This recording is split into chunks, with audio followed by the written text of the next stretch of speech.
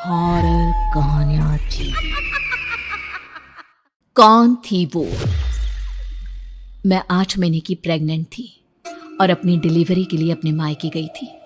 माँ ने मुझे फोन पर बताया, घर के पीछे की तरफ जो खाली जमीन थी ना, वहां पर एक नया कमरा बनवा लिया है।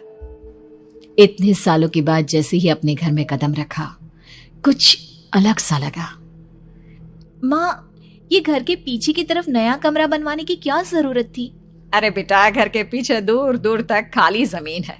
तेरे पापा को कई दिनों से लग रहा था कि यहाँ पर एक कमरा बनवा लेंगे तो ताजा हवा मिल जाया करेगी। अब तो ये सब छोड़ और चल जल्दी से दूध पी ले। माँ, मैं थोड़ी देर में पी लूंगी, आप सो जाओ। मैंने दूध का गिलास उठाकर उस खिड़की में रख दिया। पता नहीं कब आंख लग गई। अचानक से खिड़की के पल्लों के खड़कने की तेज आवाज आई। दूध का गिलास धड़ाम से जमीन पर आ गिरा। जमीन पर गिरते ही दूध का रंग लाल हो चुका था। मैंने खिड़की से झांक कर बाहर देखा। चारों तरफ धुप अंधेरा था। उस अंधेरे की तरफ से कुछ आवाजें आ रही थी, जैसे छोटे बच्चे आपस में खिलखिलाकर मस्ती कर रहे हो।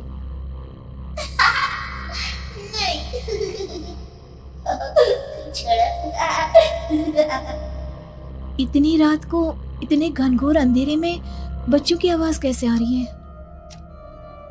घड़ी में वक्त देखा तो ठीक 12 बजे थे। देखकर मैं सन्न रह गई। बुरी आत्माओं और भूतों की कई कहानियां मैं सुन चुकी थी। वक्त भी कुछ ऐसा ही था। ऊपर से मैं प्रेग्नेंट। सुना था कि ऐसे वक्त में अक्सर बुरी आत्माएं औरतों का पीछा करती है, तो क्या मेरे पीछे भी?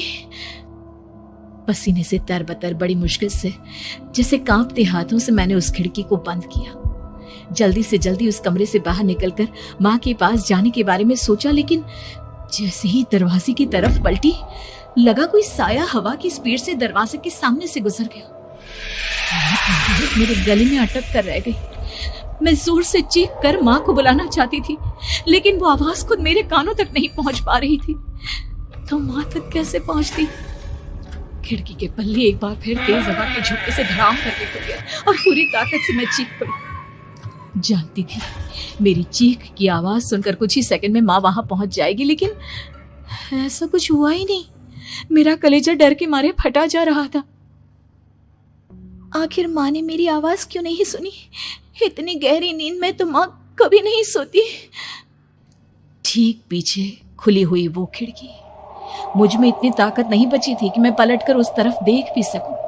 हवा का एक सनसनाता हुआ झोंका उसी वक्त मेरे कानों से आकर टकराया। लगा जैसे किसी ने दबी हुई आवाज में धीरे से मुझसे कहा, चली जाओ यहाँ से। मैंने दोनों हाथ अपने कानों पर रख लिए और एक बार फिर ताकत लगाकर जोर से चीखने की कोशिश की। माँ!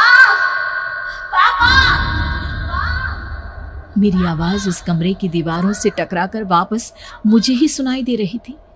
जितनी ताकत के साथ मैंने चीखने की कोशिश की थी, कुछ ही देर बाद उससे कहीं ज्यादा तेज और दर्दनाक चीख मुझे सुनाई देने लगी। ये आवाज ठीक मेरे पीछे खिड़की से आ रही थी। वो आवाज मेरे कानों में पिघलते हुए लोहे की तरह गिर रही थी। उन आवाजों में हैवानियत थी।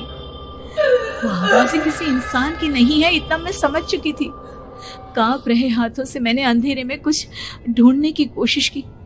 तभी अचानक मेरा हाथ बेड पर रखी टॉर्च पर पड़ा। किसी तरह ताकत लगाकर टॉर्च का बटन ऑन किया, लेकिन ये क्या? सामने दरवाजे पर 3 छोटी लड़कियां खड़ी हुई थी। उनके हाथ में स्टील के चमचमाते हुए चाकू थे।